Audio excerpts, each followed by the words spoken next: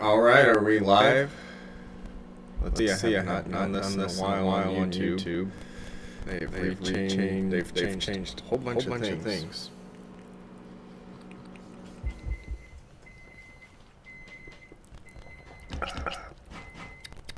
Happy Thanksgiving, everybody.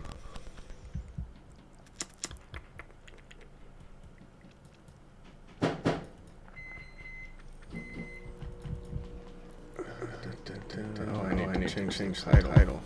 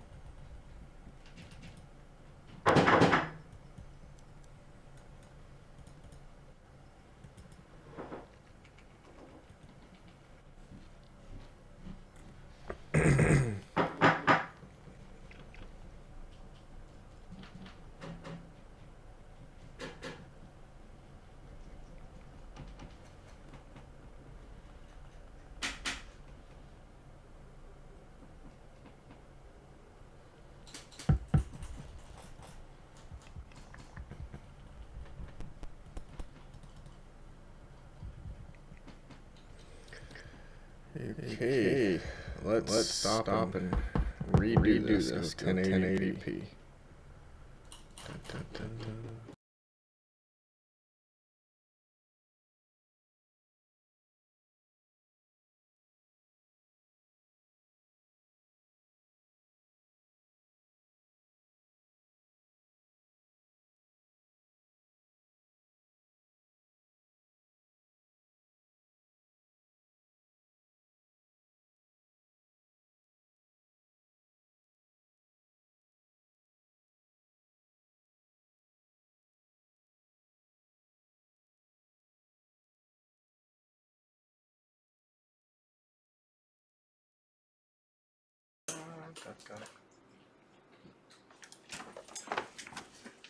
Boop, boop. What the heck's going on with that microphone?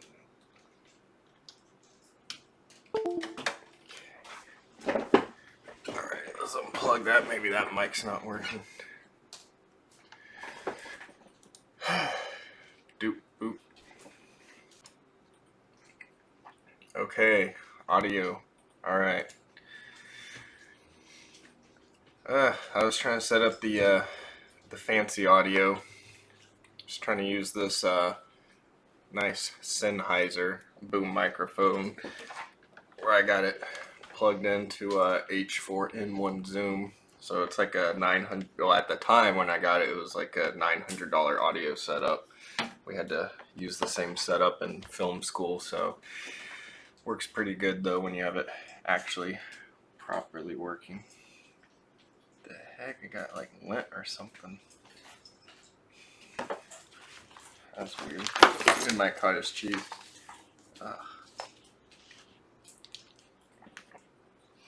Right now, though, the audio is just coming from the Logitech Brio. So that's just the built-in microphone. Oh well. Okay, I guess we got 2 viewers in the chat. I have not cleaned up. I've been doing a bunch of winter cleaning and rearranging for ski season. I had to move my snowboards over there. Had to clean my metal detector because it had a bunch of red California mud on it. So everything's kind of scrambled right now.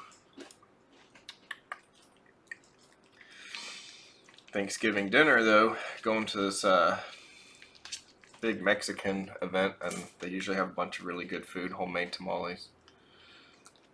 So right now I'm just trying to hold myself over with some cottage cheese.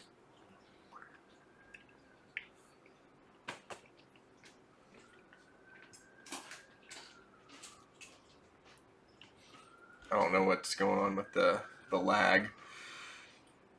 A normal day, pretty much just sleep in, get ready for the day, then either try to do a few stock trades on the side or try to work on video content. I'm really trying to be more dedicated this year on YouTube. Before, like a year ago, in the past few years, I kind of would just throw something up, but this time I actually want to be more creative with my YouTube videos and actually use like background music and then try to edit highlights before I kind of...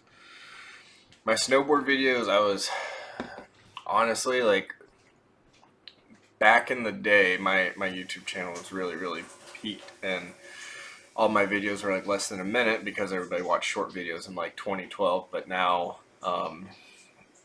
everyone started focusing on watch time, I think, after that big algorithm change. So then after that, I actually lost my partnership. I had enough views and I had enough subscribers, but I didn't have enough watch time hours. So then when I started making snowboard videos, they were like 15 to 20 minutes. I was able to get that watch time, and then I think I held on to the watch time minutes too long, and then that kind of affected my content because I was essentially just filming like top to bottom snowboard runs and not actually putting like entertaining quality, I guess.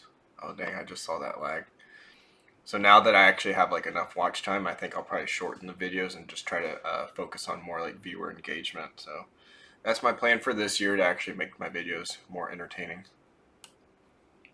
Dang, why is it lagging?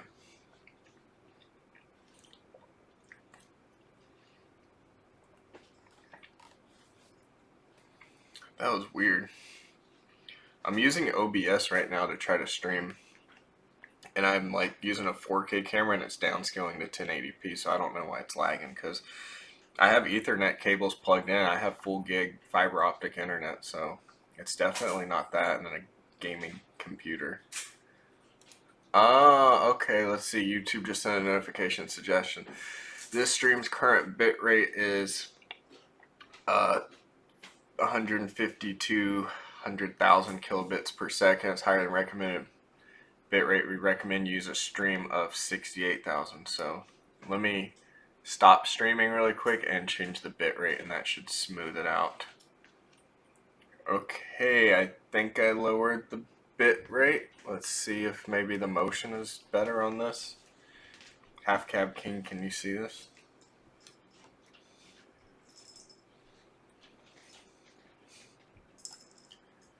Alright, we got some meat in tlayuda and what's the brown paste? It's mole Oh, amarillo. and some mole amarillo from Oaxaca.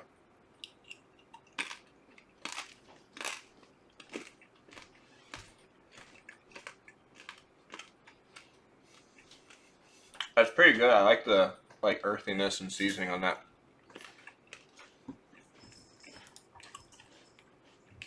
He ate a whole piece. It's got some spice though.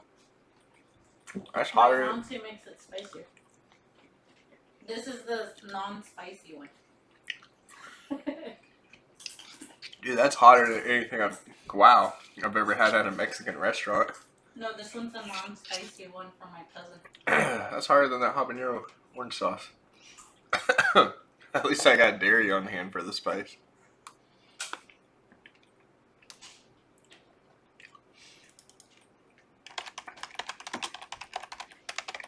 Is the motion smoother? I don't know if the quality in the stream went down.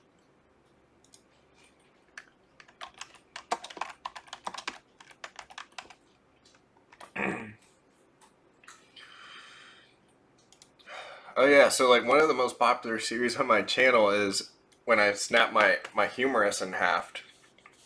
And so like I get more notifications on those videos than any other video, which is crazy because I uploaded that 5 years ago. Like I snapped my whole humerus in half like a wishbone that you would have on Thanksgiving, just psh, all the way through, not even a crack, not a hairline fracture. Like, it was just, it snapped and then it went up like this. It was chattering. It was totally out of place. They had to like reset it. And then I refused to do surgery because I didn't want plates or screws. So everyone's always asking like how the arm is. It feels like I never even broke it. I mean, I've been doing like some curls. I've been working out at the gym. Only downside is I kind of got lazy. I didn't finish the stretching part of physical therapy. So like my right arm, I can go all the way up like this and around. But then like my left arm, it's almost there. It's like 90% done. But like I feel a lot of tightness in my shoulder right here. So I mean, that could be an easy fix if I just actually stretch. But that happens. And then if I put too much weight here, sometimes my arm falls asleep because like the fracture, instead of healing like this, it kind of went like this and then it healed. So there's like, you can feel it if you push. There's like a sharp nublet. I've been curious to see what that looks like on an x-ray fully healed, but arm's good. I got maximum strength. I can do bench presses, curls. Sometimes if I over curl though, like when I'm lifting weights, I feel like the muscle that attaches from your bicep to like your arm, like sometimes it feels like it's ripping. So that rarely ever happens though, but it is just a little thing. So after 5 years, like my arm, good as new. So that's how my arm's doing. Obviously I lost a lot of muscle and flexibility when it broke, but it's still weaker than my right arm, obviously, but that's also because I'm right armed. And half cab king, right now I'm not really trading any stocks because elections kind of make the market go all over the place. So I'm just kind of staying out of it, wait until maybe like after February. But I've seen that crypto's been going crazy lately. All my friends are just bragging, but crypto's a little too volatile for me, so I don't know. I had a weird dream though about one of the stocks I used to own called RGF though, which is for Real Good Foods, and it was literally last night I was having a dream about it, and apparently like one of the CEOs ended up becoming like a serial killer and like just started killing a bunch of people, and then when they got arrested, obviously that affected the stock price. So I don't know. That was like the weirdest random nightmare because I've never had a nightmare thing about stocks. And then my old dog from like 10 years ago was in it. So I don't know. So something was trippy last night. I ate way too bad last night. I had like a bunch of cheese and crackers and pepperoni and a Sonic slush with too much sugar that I did not need last night. So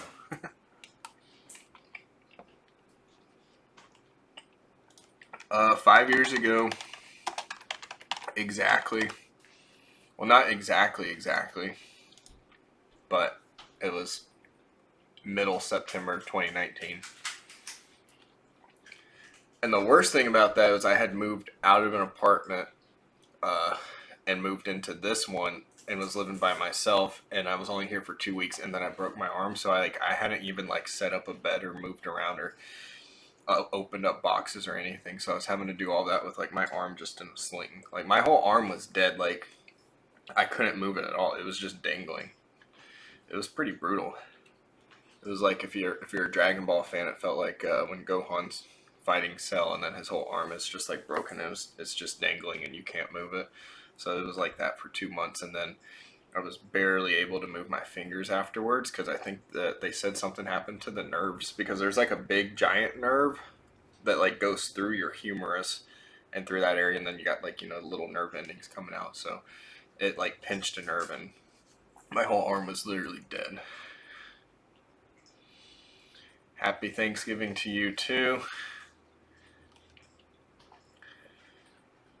And yeah, no, like the arm break though is so like I broke it up here, which like every kid in school when everyone breaks an arm, like, you know, they fall out of a tree or they're playing sports. It's always right here. So, you know, everyone wants to sign their cast. Like when you break there, you can still move your shoulder. You can go up and down, you can twist, you can do all of that. You just can't really like move your hand or that. Like you still have function. But when you're up here, it's like your whole shoulder down, like your whole arm is dead. So I mean, it was pretty bad. I mean, at least I could wiggle my fingers a little bit, but I was having trouble getting up. Like the whole video is on YouTube. If you just, I guess, type in my name and then arm break, there's a whole video of me skating and then snapping it in half. I feel like YouTube doesn't really suggest it because of their algorithm, you know, not wanting to show graphic content. I mean, I wouldn't say it's graphic. Like there's no blood. You just see my whole arm bend and slow motion. It was pretty brutal.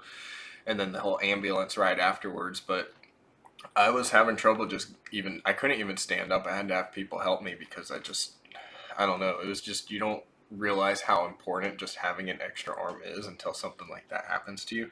And then some dude was like trying to talk smack, saying he's like, "Oh, I broke my arm playing basketball years ago," and he was like explaining how he was able to just walk away and do whatever, but then eventually he admitted that it was this part. But I guess he didn't realize I had broke my humerus, which is the second biggest bone in your whole body besides your femur.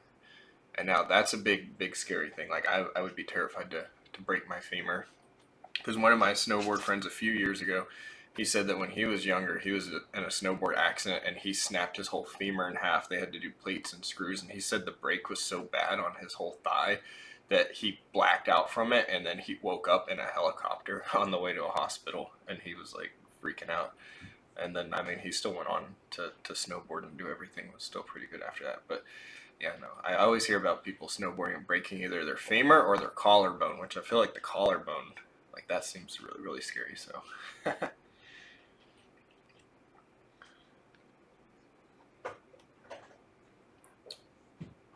I fractured my humerus arm wrestling. Like you're just arm wrestling like that, and then somebody snaps it. I think I've seen YouTube videos of that. Like that looks really brutal when that happens to people. The weird thing is when my arm broke, it didn't hurt as bad as it looked. I like hit the ground and I tumbled and I did like 3 flips off my skateboard, and then like when I was catching myself, that's my elbow got pinched in my body, and that's what like popped my humerus. But when I was there, I was just kind of, I blacked out for like I lost my vision for like 20 seconds, and I was really dizzy. And then like when I stood up, I was like, whoa, what just happened? And then my arm was just swinging around, and um, I couldn't really like move it. And then I was like, I think I dislocated my shoulder. Like I didn't even know it was broken at first.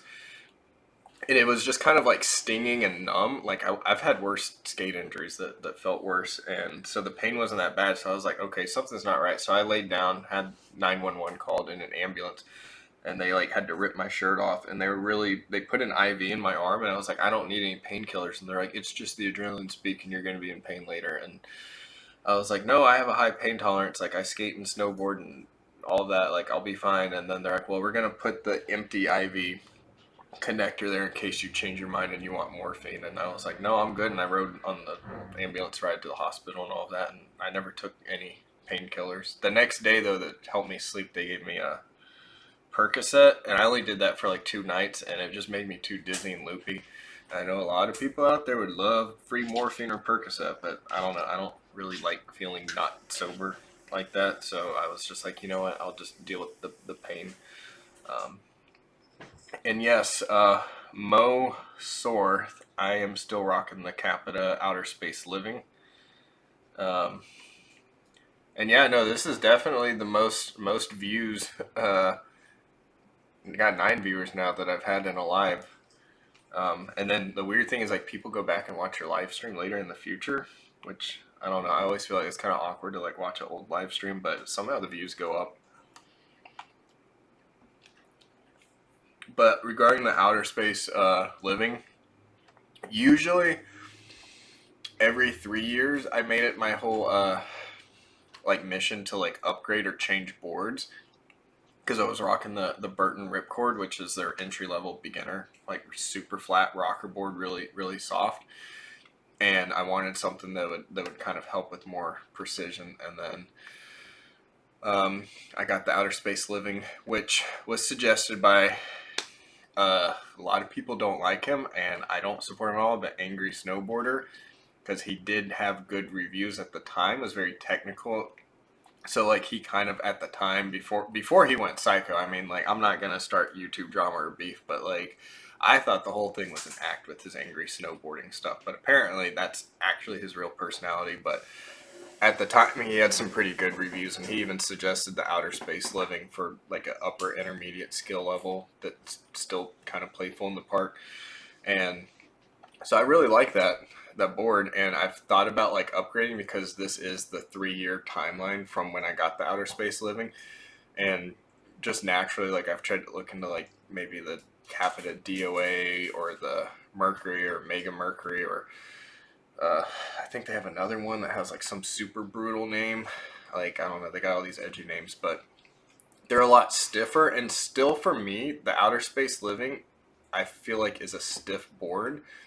Maybe because the ripcord is a really, really soft flex, but I still even have a little bit of trouble like getting really into presses on the Outer Space Living because it's a lot stiffer. Like the ripcord, you could just noodle and manipulate it. Like it wasn't like Escape Banana, but um, the ripcord was very soft and flexible. And the Outer Space Living, I've noticed that if you're trying to do butters, you really got to get like over that kind of that like pressure point where like the flex is, or else you're just going to be like doing like a flat butter even if you're like leaning and trying to manhandle it, but you do get like a firm kind of spring pop out of it if you do get into a good press. So I kind of don't want anything stiffer. I mean, I think stiffer people say helps better with like maybe faster carving or all mountain riding, but I mean, I don't know. I personally don't feel like I'm missing any features, and I'm still trying to play around with the board. I mean, I've never sampled the higher end board, so maybe if I actually went to like a demo, then that would be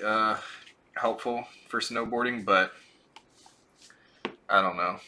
I would have to demo a higher end board and be like, oh wow, this really feels nice, and then I'd want to like drop $1,000 on a freaking deck by itself. But right now, I feel like everything's a good happy medium, and I'm still playing around with it. The only thing is I don't like about the Outer Space Living is in the Pacific Northwest powder, because the edges are sharper in that camber and it's a little shorter and stiffer. It's not good in powder. Like you really have to lean back, and then if you even try to turn too sharp, then like you sink. Where like a looser or longer, flatter board's a lot better in powder. But when I ride powder in like Utah or Colorado or something where it's a lot softer, then the Outer Space Living board's not really a problem. But that really wet, thick Cascade concrete that you're pretty much surfing on top of, it's not as enjoyable with the Outer Space Living. So I switch over to my old Burton board where I did a full setback stance, and it's not a true powder board, but it works better in powder because it's longer, wider, and flatter and softer.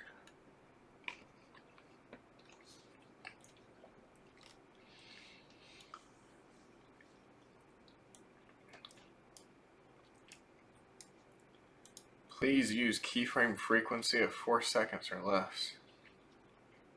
What is that? I think I'm still going live though. Let's I don't know. I'm trying to use OBS. I haven't used this in a while. I used to use it when I would stream on Twitch for video games, but that was a long time ago. I don't even know where you check out keyframe settings. If anybody knows that, let me know.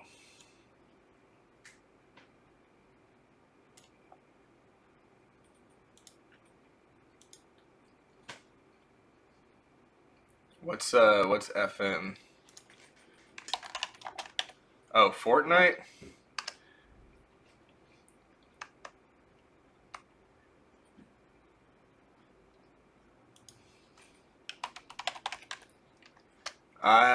I haven't played Fortnite in a long time. I actually made a gaming channel that was called FaZe Gamer, and it was doing better than the FaZe Skater channel at one point. For some reason, because I guess like the tech community and video games is a lot bigger than extreme sports. So like I did a live stream on Fortnite on there like 4 years ago, but that's probably the last time I played it. I've seen that they've gotten a lot of add-ons since then, and if I tried to play now, I'd probably get destroyed and be confused about what's going on. So I just kind of played like the original Fortnite before they let you start playing as like Goku and giving people Kamehamehas and stuff.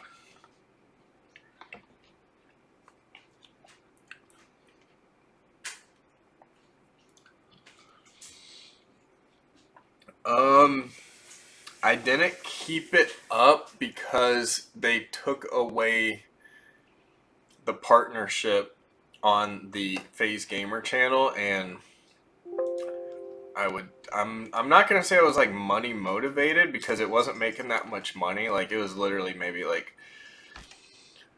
$5 to $40 per video, so like not really that much. And then before taxes, all that yada yada yada. But they changed it because you needed okay, so the three requirements for a partnership. At first, it used to just be you need enough views and watch time, and I had that on the channel. But then they changed it where I think. Let me try to Google it. Let me open up another tab. Partnership requirements.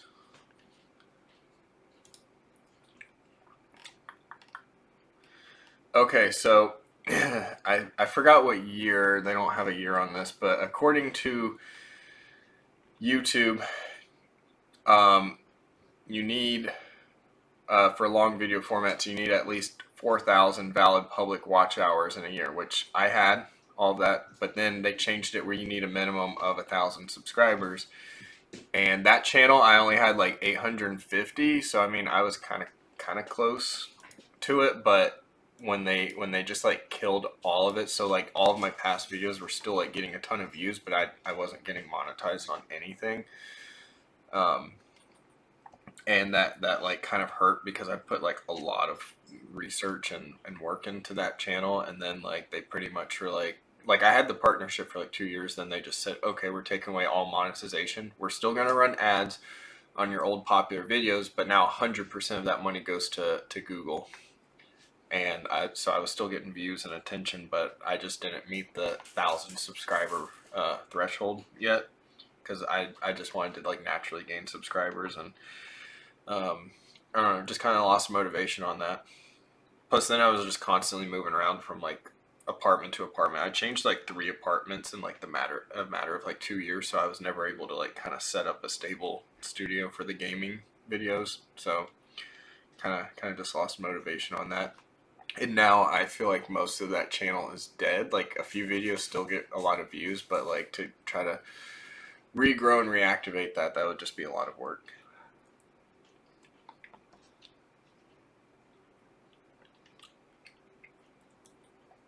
I haven't even been playing video games that much anymore. I should probably get into it, especially since it's rainy season. Stream status poor. Now what's going on? Please use a keyframe. 8 seconds. How do you change that?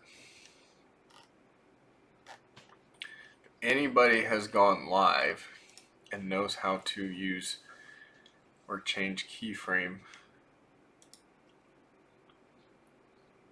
frequency, whatever that means, please let me know. Let's see.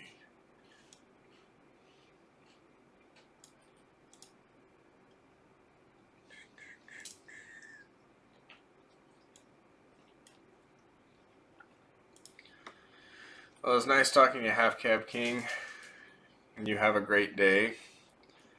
I'm probably going to go out and make a skate video, a trick tip video, because I did that last Thanksgiving, and I figured maybe I'll just do Thanksgiving trick tips as like an annual tradition thing.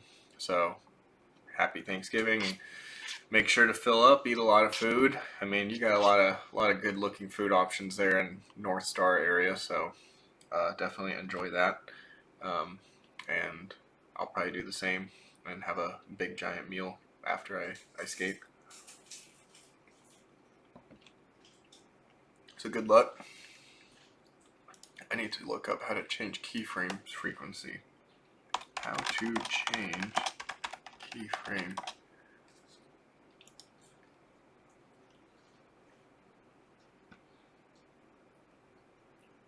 output. I'm going to advance in your encoder every 2 seconds.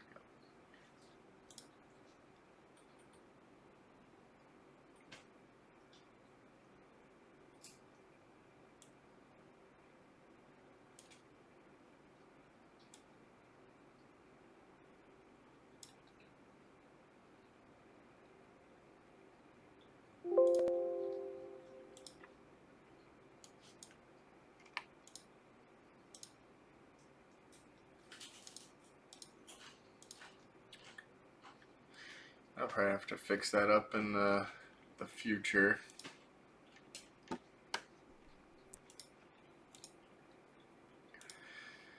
Alright, next time I go live though, it's definitely going to look better. I'll have a cleaner background. I'll be a little more prepared, and I should have the video quality a lot better and less buffering issues. Maybe increase the resolution or something. So happy Thanksgiving, everybody, and yep, that was my first live for a while. So adios, everybody.